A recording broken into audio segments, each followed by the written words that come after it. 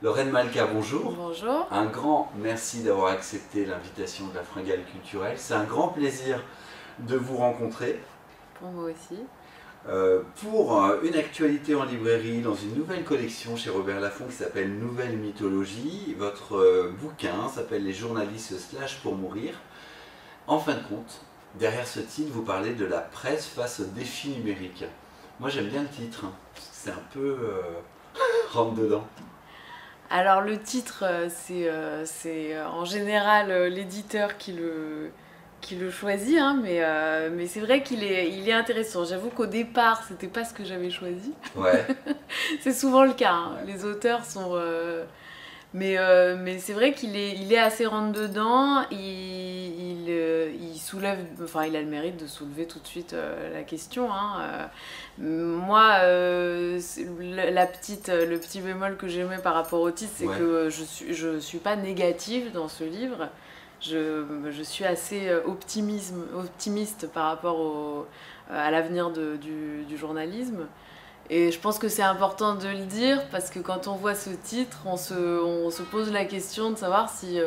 Si vont au casse-pipe ou pas les journalistes. Voilà, exactement. Et c'est pas mon verdict. Alors pas du tout. C'est une réflexion justement sur le fait qu'on est dans un monde qui bouge.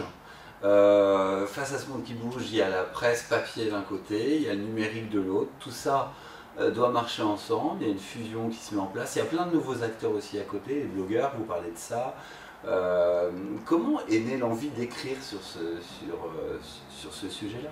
Alors moi, ça vient vraiment d'une expérience personnelle, c'est-à-dire qu'en fait, je suis devenue journaliste. Déjà, je suis née dans une famille de journalistes, donc j'ai passé toute mon enfance à observer ces drôles d'oiseaux, ce monde de journalistes qui était très présent autour de moi. Et je rêvais de devenir comme eux, en fait, de devenir journaliste, mais journaliste un peu à l'ancienne, parce que dans ma famille, c'était très presse écrite, presse radio, avec des grandes tablées de journalistes qui parlaient très fort, qui affirmaient des positions très fortes, etc.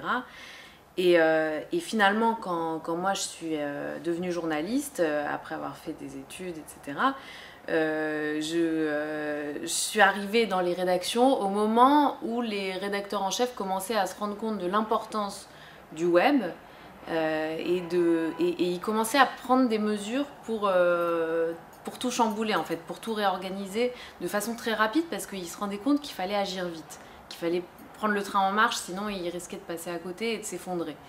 Donc il y avait cette menace-là, il fallait réagir très vite.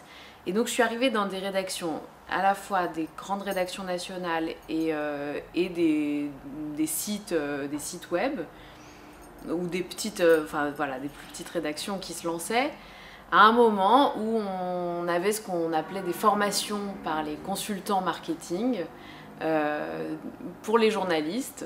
Et donc on nous apprenait à écrire pour le web. Et ça, c'est très bien raconté dans votre bouquin. Voilà. Bah, c'est ce que j'ai vécu en fait. Et parce que là, c'est la confrontation de deux mondes. Ouais, c'est ça. Et c'est ce qui m'a inspiré ce livre. C'est que je vivais tout ça, je voyais d'un côté ces consultants marketing que je le décris dans le livre, hein, habillés avec des costards, enfin, pas du tout journalistes, quoi, costards cravate, qui présentaient leurs termes marketing en disant voilà, maintenant il faut s'adresser au web, il faut écrire des contenus, votre marque, il faut la marketer. C'était un discours qui heurtait en fait sensiblement l'oreille des journalistes aguerris. Et face à ça, on avait des réactions très fortes. Et moi, j'observais ça un peu comme une petite souris qui arrivait à ce moment-là dans les rédactions. Et je me disais, c'est très intéressant en fait sociologiquement de voir ça, de voir cette confrontation entre deux mondes. D'un côté, les marketeurs qui étaient un peu dogmatiques dans leur façon d'affirmer leur savoir, et de l'autre, les journalistes qui souvent réagissaient très mal, hein, je veux dire qu'ils soient âgés et rodés, ou même très jeunes, avec leur envie, leur rêve comme moi de devenir grand reporter, etc. Souvent, il y avait une réaction assez vive et assez forte. Donc j'ai trouvé ça intéressant d'observer ça, assez amusant aussi. Enfin, je me suis beaucoup amusée en écrivant ce livre parce que j'ai raconté quelque chose que je trouvais très drôle, quoi, dans la confrontation. Et c'est à ce moment-là que, voilà, que j'ai rencontré Mazarine Pinjot qui lançait cette collection des nouvelles mythologies, et j'ai trouvé qu'il y avait là-dedans une vraie mythologie en fait, une vraie mythologie moderne.